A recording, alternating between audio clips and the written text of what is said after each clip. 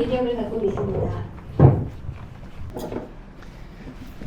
우리나라 최고의 테크니컬 공학 쪽으로서 굉장히 권위가 있는 분인데 그분이 이제 40분 강의하고 제가 40분 강의했는데 문제는 뭐냐면 그분은 굉장히 고차원적이고 우리나라 먹여 살려야 될 기술 문제거든요. 공학적인 로봇을 만들고 이런 이야기를 하는데 이제 질문을 하는데 그분한테 질문은 없어요. 물론 상당히 어렵죠. 이제 막 로봇 만들고 막 이런. 근데 저한테는 질문이 1시간 동안 이어졌어요. 질문만. 그러니까 저는 형이 화학적인 걸 설명하는 부동산이에요. 그래서 오늘 이제 제가 잠깐 말씀드릴 게 한 20분 정도 이야기하고 한 10분 정도 질문 받고 끝내도록 하겠습니다.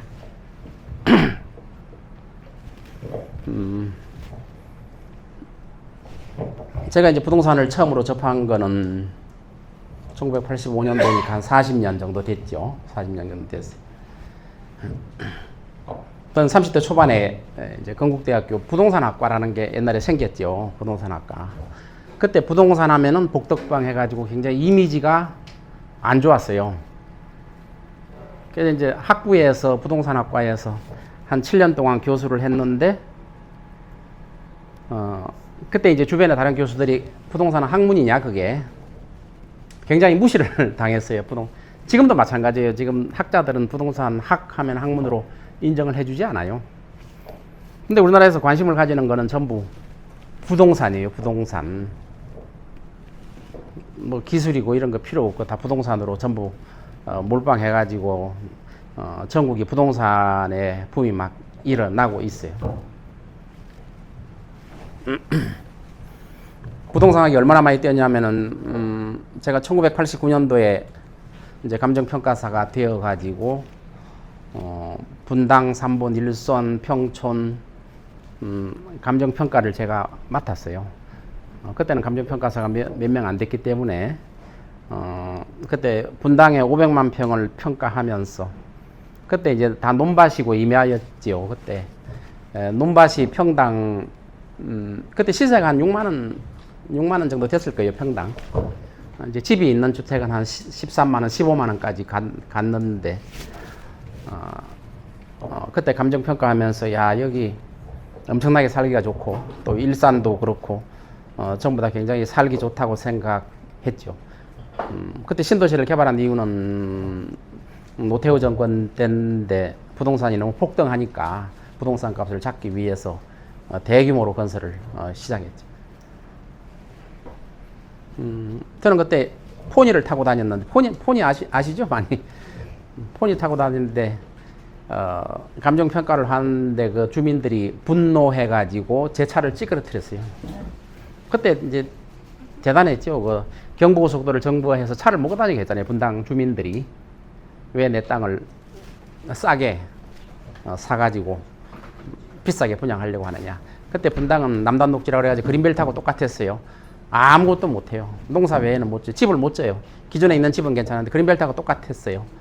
그러니까 묵고 났다가 주택을 개발하려고 하니까 내 땅을 싸게 사가지고 집을 짓는다. 반발이 엄청나게 심했어요. 제가 이제 무슨 말씀을 드리려고 하면 그때 10만 원도 안 됐던 땅이 개발되고 나서 바로 평당 200만 원, 1000만 원, 2000만 원 이렇게 됐단 말이에요.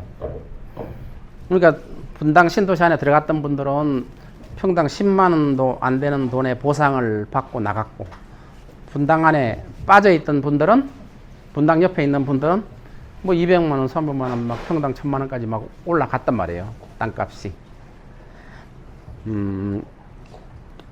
그래서 이게 우리나라의 이제 신도시의 큰 맹점이고 그때도 이제 부동산 투기하는 분들이 많이 있었고 그걸로 해서 돈을 많이 벌어 부동산으로 엄청나게 벌었어요. 근데 우리나라 지금 정권을 보면은 보수와 진보가 계속 바뀌잖아요. 바뀌어요. 처음에는 보수가 10년, 진보가 10년 잡다가 이제는 5년마다 바뀌어요. 5년마다 계속. 그 이유가 뭐냐 하면은 정권이 바뀔 때마다 우리나라 경제 성장률이 점점 떨어져요. 하향되고 있어요. 점점 하향. 그리고 부동산에 대한 정책이 엉망이에요. 보수나 진보나 부동산 정책이 다 엉망이에요. 그 엉망이라는 게 뭐냐면은 부동산 가격을 살리려고 하는 생각을 다 가지고 있는, 대통령 마음대로 하는 게 아니고 대통령의 그 정책 부서들이 부동산 값이 떨어지면 살리려고 하고, 또 부동산 값이 오르면은 그거를 떨어뜨리지 않게 하려는 정책들을 그동안에 펴왔어요. 보수. 우리가 뭐 이제 제가 친구들 단톡방도 보면은 뭐 보수가 어떻다, 진보가 어떻다 이렇게 뭐 서로 싸우는 걸 봤어요.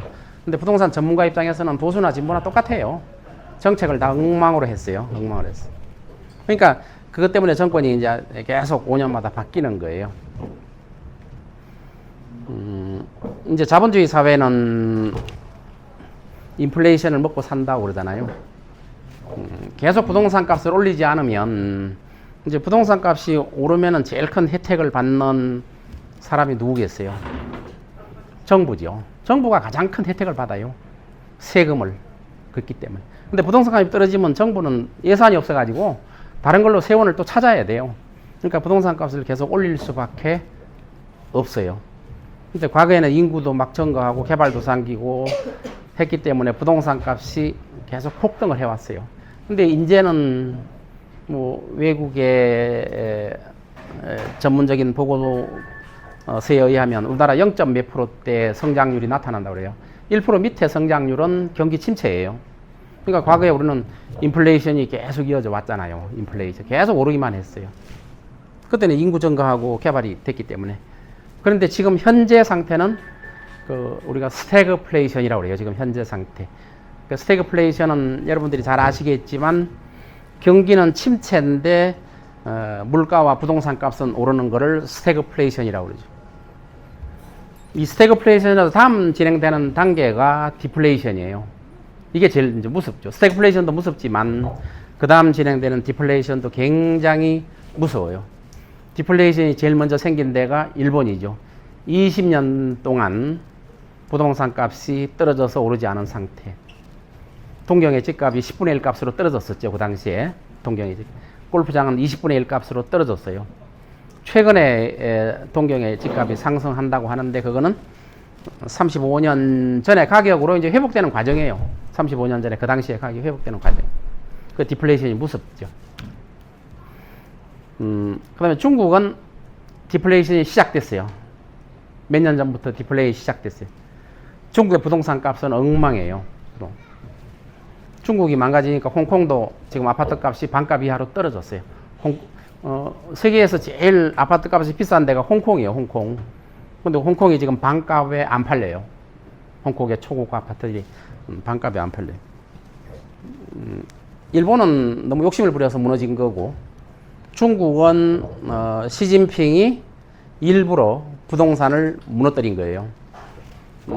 2017년에 시진핑이 뭐라 그러냐면 앞으로 부동산으로 투자를 하려고 부동산으로 투기를 하고 하는 것은 이제부터 없다. 주택은 사람이 사는 공간이다. 선언하면서 부동산을 살리지 않았어요. 부동산을 일부러 죽인 게 아니고 부동산 시장을 그냥 놔두면 무너지게 돼 있어요. 그래서 시진핑이 그때부터 부동산을 관점 안 가지고 지금 상태의 거품이 계속 생기면 일본처럼 된다. 일본처럼 되면은 중국이 절단 나겠다. 해가지고 부동산의 대신에 AI 쪽으로 돌린 거예요. AI 쪽으로 돌려서 지금 엄청난 기술 발전을 하고 있잖아요. 물론 미국의 견제 때문에 지금 지체되고는 있지만. 근데 중국의 가장 큰 헝다그룹, 우리나라 같으면 현대 삼성 같은데요. 그게 부도가 났어요. 그 다음에 중저그룹 부도가 났어요. 그것도 엄청난 큰 규모의 대기업.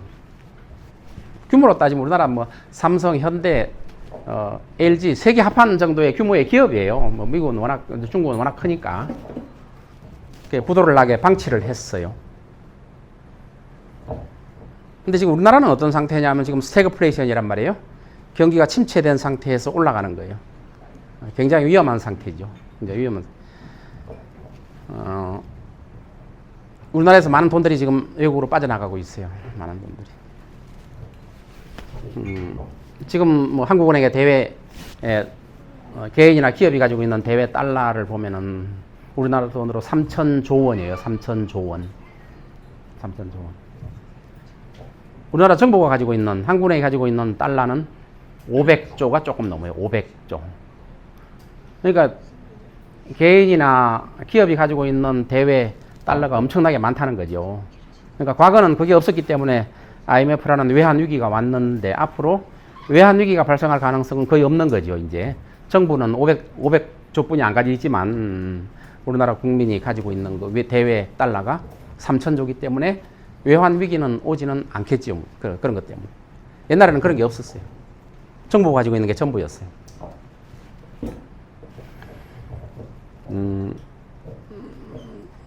제가 지금 말씀드린 건 이제 추세를 말씀드리는 거예요. 자, 일본이 무너졌고 중국 부동산 시장 완전히 망한 거는 알고 계실 거예요. 뭐 언론을 통해서 완전히. 일본 같은 경우는 부동산을 자기 아버지 때에 부동산이 망가지는 걸 봤기 때문에 그때 일본의 부동산 재벌 1조 원 이상을 가지고 있는 분이 거지가 됐어요. 한 푼도 없는 노숙자가 됐어요. 부동산이 그만큼 무서운 거예요. 거품이 터지면 무지무지하게 무서운 거예요. 중국도 지금 그 길로 가고 있어요. 중국. 우리나라는 왜 그 길로 지금 안 가고 있느냐. 정부에서 계속 살리는 거예요. 정부에서 계속 살려요. 살리는 이유가 정부 나름대로는 일리가 있는 거예요. 만일에 우리나라 대기업이 하나 무너지면 지금 이제 3년 조금 안 됐죠. 그때 우리나라 부동산 가격이 하락한 건 알고 계시죠? 2022년도에 강남 아파트 값이 30% 하락했어요. 이제 가만 놔두면 반값 이하로 떨어져 가지고 지금은 3분의 1 값으로 됐을 거예요. 그러면 정부가 그거를 방치하지 않고 특례 보금자리론 해서 17조를 풀고 뭐 신생아 특례 한 20조 넘게를 풀었어요. 시장에 1조만 풀려도 부동산 가격은 상승해요. 1조만 풀려도. 그때 왜 살렸느냐? 저는 살린 게 잘못됐다고 보면서도 살릴 수밖에 없는 정부의 고충도 있어요. 그게 그렇게 돼버리면 대기업이 무너지고 실업자가 양산되고 나라는 엉망이 되고 정권 유지가 힘드는 거예요. 물론 그거 아니라도 정권 유지가 엉뚱한 행동을 해가지고 정권 유지가 힘들었지만 그러니까 우리나라는 5년짜리 대통령이란 말이에요. 5년짜리. 시진핑처럼 장기 집권하면은 중국의 미래를 위해서 부동산을 버리고 AI 쪽으로 가자. 이랬을 거예요. 그런데 우리나라는 5년짜리 정권이기 때문에 그걸 못해요. 하기 굉장히 힘들어요. 그래서 정권이 계속 5년마다 앞으로도 그럴 가능성이 되게 많아요. 왜냐하면 지금 굉장히 안 좋은 시기에 지금 정권을 잡은 분들이 울려가지고 굉장히 안 좋은 시기에 정권을 잡아가지고 굉장히 힘든 상태거든요. 아까 말했잖아요. 스태그플레이션이라고 경기 침체 속에서 부동산 값이 오르는. 얼마 전에 어젠가 부동산 대책을 내놨죠. 내놨어요. 별로 효과 없는 정책이에요. 다 내놨어요. 만일에 2022년도에 부동산 가격이 하락했을 때 반값 3분의 1 값으로 되게 놔뒀으면 우리나라는 다시 건전하게 일어날 수 있는 경기 침체가 한 2, 3년 만에 끝나고 다시 상승할 수 있는 기회가 됐는데 그때 기회를 놓치고 부동산 값을 다시 살렸어요. 기업을 살리기 위해서. 그래서 우리나라는 이제 경기 침체가 오면은 10년 이상 갈 거예요. 일본이 20년이니까 우리도 한 10년, 20년 갈 수가 있는 상태가 돼버렸어요, 지금. 이제 폭탄 돌리기를 계속 하는 거죠. 정권 계속 폭탄 돌리기를 하는. 5년뿐이 안 되니까 내 때만 사회가 불안하지 않게 만들자 하는 시기로 가는 거예요. 2022년도에 롯데가 부도설이 있었죠. 부도설. 롯데가 부도설. 실제로 부도가 날 뻔했어요. 그래서 유동성이 너무 부족해가지고 현금 확보하기 위해서 롯데가 123층짜리 건물을 대출을 받았어요. 그걸 담보로 해서 대출을 받아서 4천억을. 그때 이제 우리 회사, 제가 이제 우리 회사가 한국의 감정평가 회사니까 우리 회사가 감정평가를 했는데 그때 1조 넘게 감정평가가 됐어요. 롯데 건물이 이제 시세 가치가 1조가 넘거든요. 1조 넘게 평가해서 4천억을 대출을 받아서 유동성 위기를 면했어요. 그리고 정부에서는 PF 문제를 연기시키면서 대대적인 지원을 해서 무너지는 걸 막았죠. 그게 이제 정부의 고충이에요. 만일에 그때 대기업이 하나 무너지면 우리나라는 이제 경제 공황이 와버리는 거예요. 엄청나게 오랫동안 대기업만 무너진 게 아니라 은행이 무너져 버리죠. 은행이. 2018년에도 우리가 저축은행 하나 무너지니까 많은 국민들이 은행 앞에서 울면서 땅을 치고 돈을 못 찾는 그런 장면이 신문에 크게 보도된 적이 봤을 거예요. 그런 사태가 벌어지는 거예요. 그러니까 정부는 불가피하게 그렇게 할 수 있지만 그거를 계속 연장만 시키면 이제 더 큰 폭탄이 터진다는 거예요. 이제 너무 우울한 말씀만 드렸으니까 여러분 이제 비버리힐스 가보셨을 거예요. 비버리힐스 위에 비버리힐스보다 더 부자 동네가 벨에어라는 동네예요. 비버리힐스 위에 있어요. 산에. 그 위에 제일 꼭대기에 있는 요 집인데 5년 전에 신축을 했어요. 이걸 신축을 해가지고 저도 이제 이 부동산에 들어가서 구경을 했어요. 이게 건평이 3,000평이거든요. 3,000평. 토지는 5,500평이고 건평이 3,000평이에요. 들어가니까 그 찾을 수가 없어요. 한번 들어가면 침대가 21개고 화장실이 42개예요. 이제 미국의 고급 주택은 침대 방보다 방 개수보다 화장실 개수가 더 많아요. 고급일수록 그래요. 여기는 2배가 더 많잖아요.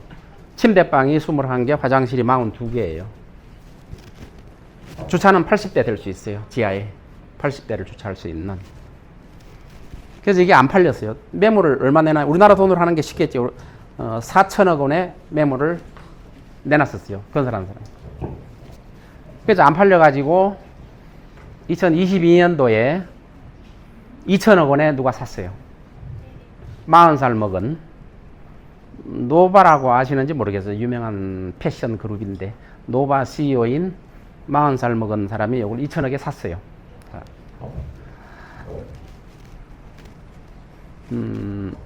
2천억에 샀는데 여기 몇 명 사는지 알아요? 2식구 살아요. 2식구. 2식구 사는데 뭐 부인이랑 사는지는 모르겠지만 남자는 그대로인데 여자가 자꾸 바뀐다고 그래요. 그러니까 2식구분이 안 사는 거예요. 어쨌든 이 사람은 여기만 집을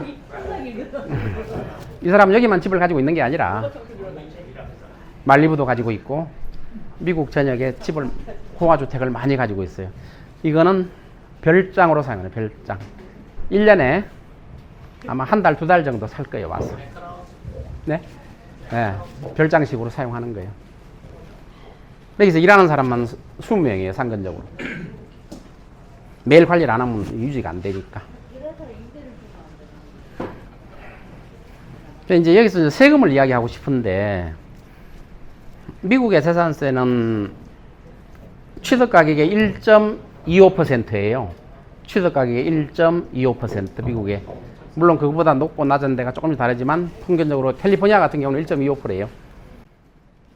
그럼 2천억에 샀으니까 취득가격 기준으로 무조건 세금을 매기니까 2천억짜리를 샀으니까 재산세가 얼마냐면은 1.25%니까 1년에 25억을 재산세를 내는 거예요.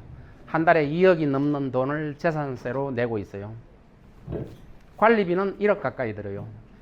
그만한 인력을 동원해서 매일 수영장물도 사용도 안 하면서 매일 비우고 새로 하고 물값이 얼마나 많이 나겠어. 한 달에 1년이 아니에요. 한 달 관리비가 한 1억 정도 들고 재산세가 2억 넘는 돈이 재산세죠. 엄청난 돈이 들어가는 거죠. 이런 별장 개념으로 사용해요. 그래서 이제 이거를 보여드린 이유가 우리나라 이제 반포나 압구정동이나 이런데 평당 뭐 2억까지 간다 이런 말들이 나오고 있잖아요. 평당 2억까지 간다.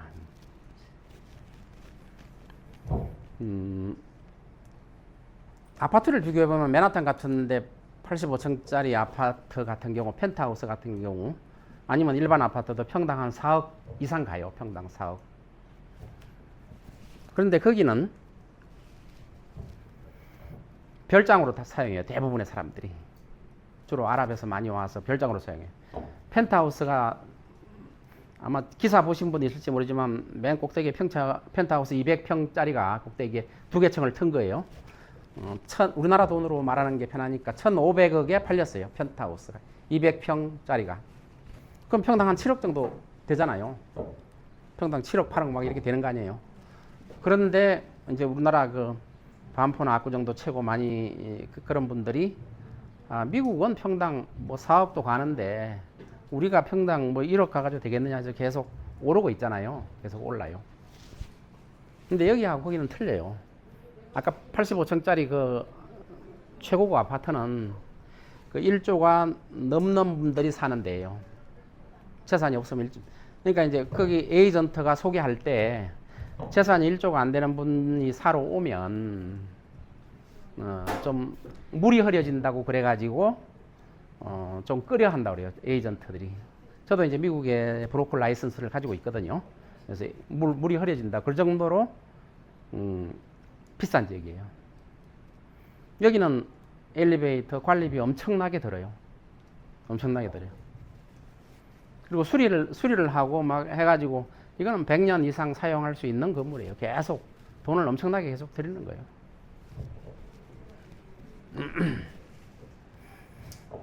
자, 이런 데 하고 우리 반포나 압구정에 보면은 1조 이상 가진 분이 몇 분이나 되는지 통계는 안 내봤어요. 몇 명 없을 거예요. 몇 명 없을 거예요. 그리고 압구정 반포 같은데 별장으로 사용하는 분이 과연 몇 명이나 있겠느냐. 몇 분 없을 거예요. 몇 분.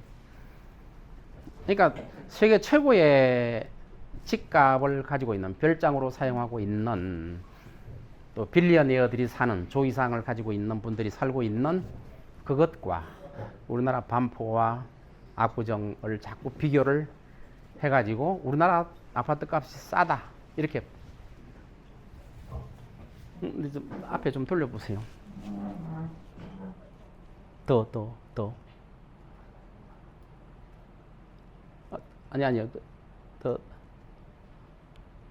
됐어요. 여기 이제 PIR이 뭐냐 하면은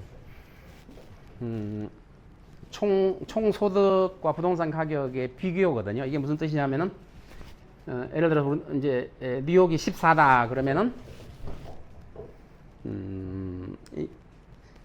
14년 동안 내가 월급 받은 거를 평균적인 월급을 말하는 거예요. 뉴욕의 평균적인 14년 동안 한 푼도 안 쓰고 14년 동안 모아야 뉴욕의 평균적인 집을 산다 이런 뜻이에요. 14는. 그 다음에 서울은 서울 전체 평균을 따지면 24.9년 동안 평균적인 월급을 받아서 한 푼도 안 쓰고 비용 안 쓰는 거예요. 그냥 월급을 다 모으는 거예요. 모았을 때 24.9년 걸린다는 거예요. 한 푼도. 그럼 반포나 압구 정도는 40억, 50억이니까 PIR이 50이나 60 정도 돼요. 그럼 무슨 말이냐? 한 푼도 안 쓰고 모아야 50년, 60년 모아야 살 수 있다는 그런 뜻이죠. 후진국으로 갈수록 이 PIR이 커져요. 베네수엘라 보면은 170. 베네수엘라 국민들이 170년 동안 한 푼도 안 쓰고 모아야 집을 하나 살 수 있는 거. 30평짜리 아파트 한 채 살 수 있는 거. 170년. 그러면 베네수엘라가 집값이 엄청 비싸냐? 170년 모아서 사는 게 엄청 비싸냐? 우리나라 사람 보통 월급쟁이 한 달 월급만 가지면 미국의 베네수엘라 아파트를 살 수 있어요. 그 말은 뭐예요? 베네수엘라 화폐 가치가 없다는 거죠. 화폐 가치가 없다는 거예요. 지금 뉴욕과 서울만 평균적만 따지고 보면 2배 차이 나잖아요. 2배. 그러니까 우리나라 서울의 부동산 값이 아파트 값이 반으로 떨어져야 뉴욕하고 맞춰지는 거예요. 이걸 거품이라고 그러거든요. 버블이라고 그러거든요. 그러니까 거품이 잔뜩 끼어 있는 거예요. 거품이. 지금 이제 제가 제일 우려하는 게 뭐냐 하면은 일본처럼만 돼도 저는 좋을 것 같아요. 우리나라가 지금 거품이. 일본은 세계 경제 대국 2위까지 갔었어요. 미국을 거의 따라갔었어요. 우리나라는 지금 14위예요. 14위. 일본은 그래도 2위까지 해보고 지금 망가져가지고 그래서 일본은 국가는 굉장히 부자예요. 지금도 세계 3, 4위예요. 세계 3, 4위. 국민들은 가난해요. 왜 가난하냐? 소득이 안 올라요. 20년, 30년 동안 소득이 거의 안 올라. 우리나라보다 더 못 살아요. 그 셀러리맨들이 일본에. 부동산 값은 디플레이션 때문에 옛날에 떨어진 게 오르지도 않고. 일본에도 옛날에 골프장이 18홀짜리가 2천억, 3천억 갔어요. 지금 200억이면 사요. 일본의 18홀짜리 골프장은. 그래서 이제 베네수엘라 이야기한 게, 자, 계속 폭탄 돌리기를 5년 정권 가지고 계속 폭탄 돌리기를 하다 보면 일본형 불황이 오는 게 아니라 남미형 불황이 올까봐 저는 제일 걱정하는 거예요. 남미형 불안. 우리가 이제 다큐멘터리 보면은 이제 베네수엘라 같은데 달러로 저는 뭐 그 나라 화폐 가치로 따지면 계산이 안 되니까 빈곤층이 95%예요. 베네수엘라가 빈곤층이 95%. 그 중에 40%는 극빈곤층. 극빈곤층은 뭐냐면은 구글에서 먹고 산다는 거죠. 극빈곤층은 절반 정도가 구글에서 먹고 사는 거예요. 그래서 뭐 얼마 전에 KBS에서 다큐멘터리 봤더니 10대, 20대 여자들이 관광객한테 1달러 받고 매춘을 하고 있어요. 1달러. 그러나 이제 그 베네수엘라 보편적인 수입은 한 달 월급이 한 2달러 정도 돼요. 달러로 계산하면 아무것도 아니죠. 근데 베네수엘라 돈으로는 엄청 큰 돈이에요. 그러니까 2명 매출하면 한 달 월급을 버는 거예요. 그만큼 비참한 생활을 하고 있는 거예요. 부자들은 외국으로 다 떠났죠. 베네수엘라 부자 외국으로 다 떠났어요. 우리나라가 가장 우려되는 게 이거예요. 아까 말한 것처럼 뉴욕의 별장하고 자꾸 비교를 해서 우리나라 값이 계속 하고 있어요. 만약 우리나라 경기 침체가 2, 3년 만에 끝난다면 강남의 집값은 절대 안 떨어져요. 안 떨어져요. 우리 부동산 값은 떨어질 때는 외곽부터 떨어져요. 외곽부터. 오를 때는 중심지부터 올라요. 중심지. 강남부터 오른다는 거죠. 그러니까 경기 침체가 2, 3년뿐이 안 되면 중심지는 침체가 와도 떨어지기도 전에 또 올라가요. 경기가. 2, 3년 만에 다시 회복하면은. 그러니까 계속 올라가면 하는 거예요. 중심지. 외곽은 제일 먼저 떨어져요. 그러니까 외곽 지역은 거의 뭐 오르기가 힘들게 돼요. 지금 도시 한번 좀 보여주실래요? 아, 여기 봐요. 지금 이제 인구, 대도시가 2000년, 2018년, 2030년 점점 되면서 100만 명 이상 도시가 700개 자꾸 늘어나죠? 또 인구 1000만 명 이상 도시가 2018년에 33개인데 2030년에는 44개가 된다고 그래요. 인구가 계속 주는데 왜 대도시 인구가 늘까요? 인구가 계속 주는데, 인구는 지속적으로 주는데. 인구 대비 서울의 밀도가 제일 높은 때가 조선시대예요. 무슨 소리냐면은 지금 여기 우리가 이제 한 50명이 있다. 대한민국에 우리 50만 명이 전부 다, 50명이 전부 다 죽고 얼마나 행복해요. 다 우리 땅이죠. 50명이 있다. 그러면 서울에 25명이 살고, 부산에 5명 살고, 광주에 3명 살고, 대구에 5명 이렇게 살겠어요? 안 살죠. 안 살아요. 인구가 줄면 줄수록 서울로 몰려드는 거예요. 지방에 50명 살던데 30명, 20명 이제 무서워서 못 살아요. 다 빈집이니까. 그럼 서울로 자꾸 올라오는 거예요. 그러니까 인구가 줄면 줄수록 대도시 인구가 늘어난다는 걸 표시한 거예요. 이 통계가. 인구가 줄면 줄수록. 인구가 자꾸 늘어야 지방이 사는 거예요. 그럼 대도시 집값은 잘 안 떨어지겠죠. 이런 식으로 인구가 줄는데도 1000만 명 이상 도시, 100만 명 이상 도시가 자꾸 는다는 것은 지방은 앞으로 한 50년 후에 원시림이 된다는 소리죠. 지방 도시가 소멸한다는 거죠. 소멸. 없어진다는 거죠. 인구가 자꾸 줄면. 지금 같은 출산율이라면 그렇다는 거예요. 소멸한다는 거예요. 그래서 중심지의 집값이 안 떨어지는 이유가 바로 그거예요. 우리 지방은 지금 살아날 가능성이 별로 없어요. 없어. 인구가 자꾸 줄니까. 줄면 줄수록 지방은 못 살려요. 자꾸 아까 말한 것처럼 우리가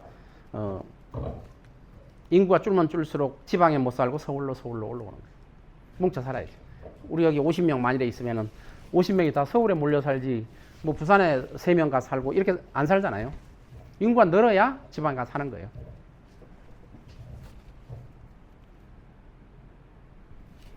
네, 너무 말씀을 많이 드렸는데 또 한 번 좀 넘겨 하나만 더. 여기 한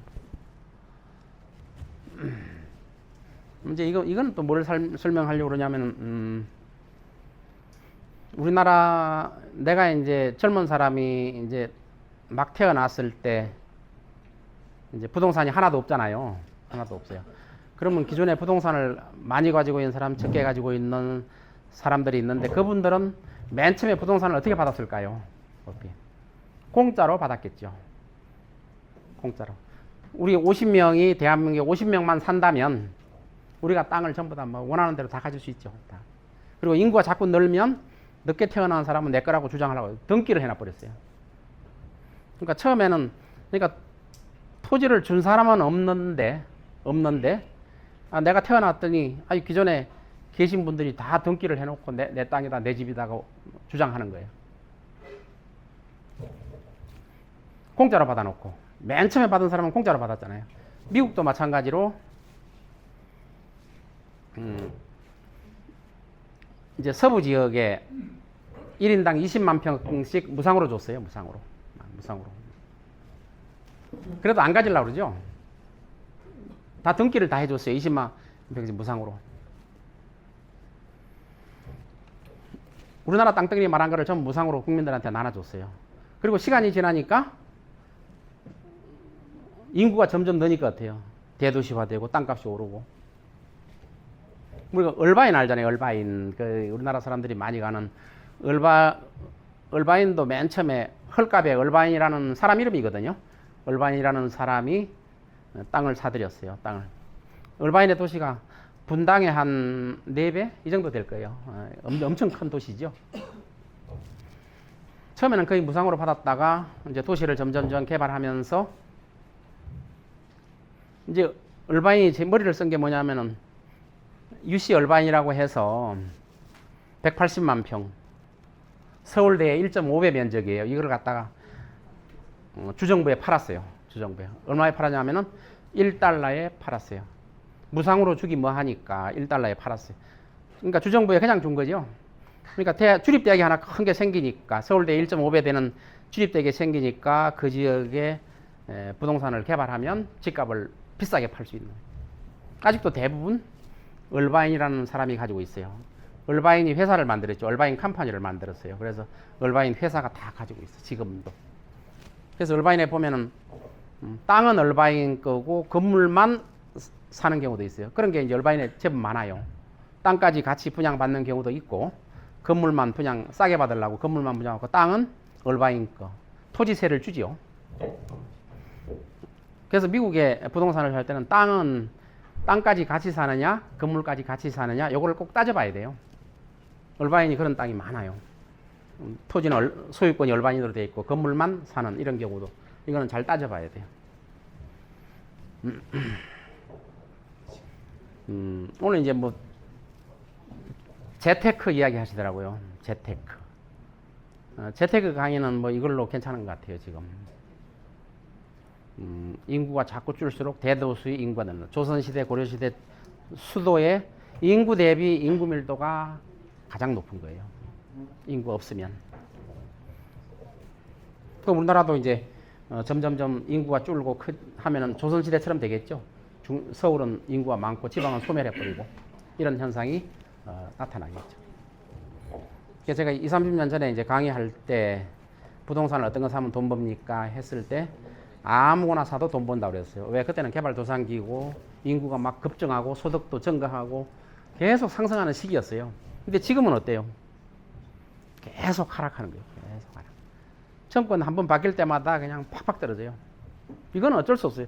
보수 진보의 문제가 아니에요. 이거는 지금 이제 마이너스 경기 침체에 지금 들어가 있는 상태거든요. 경기 침체. 미국의 상업용 부동산은 거의 반값이면 팔리지도 않고 반의 반값 정도로 팔려요.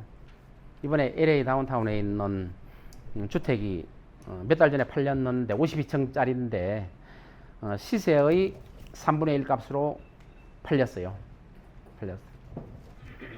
어떤 거는 또 4분의 1 값으로 팔리기도 해요.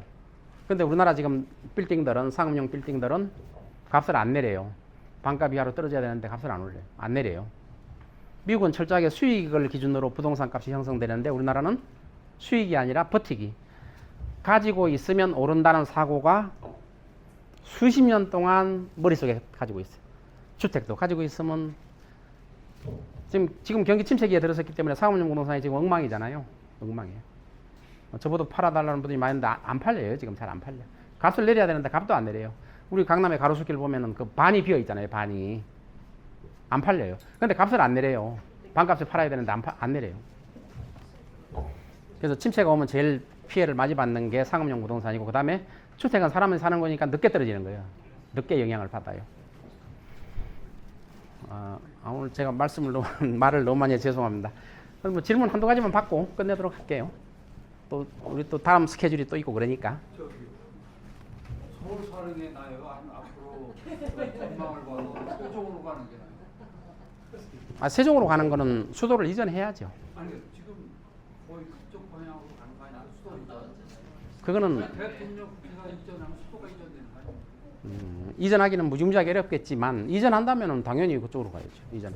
그러니까 서울 버리고 이제 세종으로. 대통령께 한번 여쭤보세요. 진짜 이전할 겁니까? 이전하면 대박이죠. 그거를 여기 지금 잘. 근데 오르다가 뉴스 보니까 청와대 들어가겠다 하는 바람에 세종이 떨어지고 있다가 옮기기는 힘들 거예요. 왜냐하면 임기가 한 10년 정도 되면 옮길 수 있어요. 근데 5년은 옮기기 힘들어요. 5년은 옮기기 힘들어요.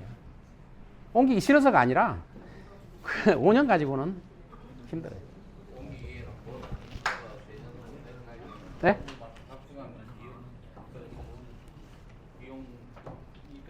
네, 천문학적인 비용이 드는 데다가 5년짜리 가지고는 힘들어요.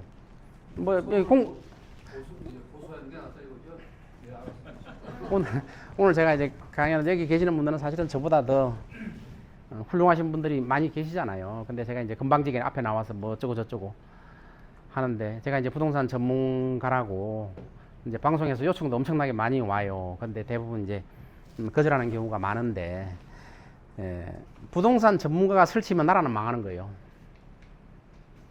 IT 하는 분들, 이런 분들이 막 방송에서 초청받아서 막 떠들어 제껴야 그 나라는 발전하는 거예요. 공학도가 발전해야 나라가 발전해. 그러니까 나 같은 사람이 방송에서 자꾸 나오라고 하는 건 망조가 된 거예요. 나라가 망해가는. 중국이 그렇고 일본이 그랬어요. 부동산 전문가가 뭐 방송에 나와서 떠들지 뭐 있어요. 왜 떠들겠어요? 우리나라는 부동산뿐이 없다. 망국의 지름길로 가는 거죠. 그래서 우리나라도 이제 중국 시진핑 같은 대통령이 못 나와요. 한 10년, 15년 임기를 보장해주면 그런 정책을 펼 수 있겠죠. 부동산은 망가뜨리고 AI 쪽으로 하자 이렇게 하는. 5년 가지고는 굉장히 힘들어요. 부동산 값 찾기도 굉장히 힘들어요. 예? 어떤? 정치 여야 쌈박질. 싸움박질? 아니, 싸움박질 해가지고 이제 정치인들이 자꾸 크잖아요. 싸워야 크니까 그거는 뭐. 달러가 제일 많이 갖고 있는 데가 중국이고, 그 다음에 일본이에요. 일본은 국가가 튼튼해요. 펀더먼털이 우리나라하고 비교할 수 없을 정도로 일본 국가는 망하기가 힘들어요. 국민들은 힘들게 살아도 국가가 망하기 힘들게 되죠. 펀더먼털이, 부채는 우리나라가 더 높아요. 국가 부채가. 지금 1300조 근접하고 있고, 우리나라 국가 부채가. 개인 부채는 2000조. 그럼 1300조 근접하고 있어요. GDP 대비로 따져야 되거든요. GDP의 몇 프로. 일본의 GDP는 세계 경제 3, 4위, 우리나라는 14위예요. 그러니까 GDP 대비에 몇 프로냐 가지고 따져야 될 거예요. 국가 부채는. 저는 주택을 선호하고 신랑은 아파트를 선택을 하는데, 아파트를 살고 있는 신랑을 설득할 수 있게 한 방을 좀 알려주세요. 주택으로 이사를. 앞으로도 앞으로도 아파트는 오르고 주택은 안 오를 거예요. 근데 미국은 주택이 오르고 아파트가 안 오르잖아요. 미국은 주택을 선호하고 아파트가 안 오르잖아요. 우리나라는 주택은 오르기가 힘들고 아파트가 올라도 더 오를 거예요. 아파트가 앞으로도. 네, 감사합니다. 네, 좋은 정보 감사드립니다. 네. 이런 정보를 조금 더 일찍 알았으면 얼마나 좋았을까 하는 생각이 들고요. 지금 하는 말씀들을 잘 새겨서 각자가 잘 진단해 보시기 바랍니다. 그러면 지금 일부 행사는 여기서 마치고요. 단체 사진을 찍고 간편한 복장을 하시고 10분 뒤에 풋살장에서 모시겠습니다. 그러면 단체 사진을 찍을 거고요. 네, 팀으로 진행하는 수고했습니다. 운동이 멋진 강의. 시간이니까 적극적으로 즐기시기 저보다 더 바랍니다. 훌륭하시니까. 네, 감사합니다.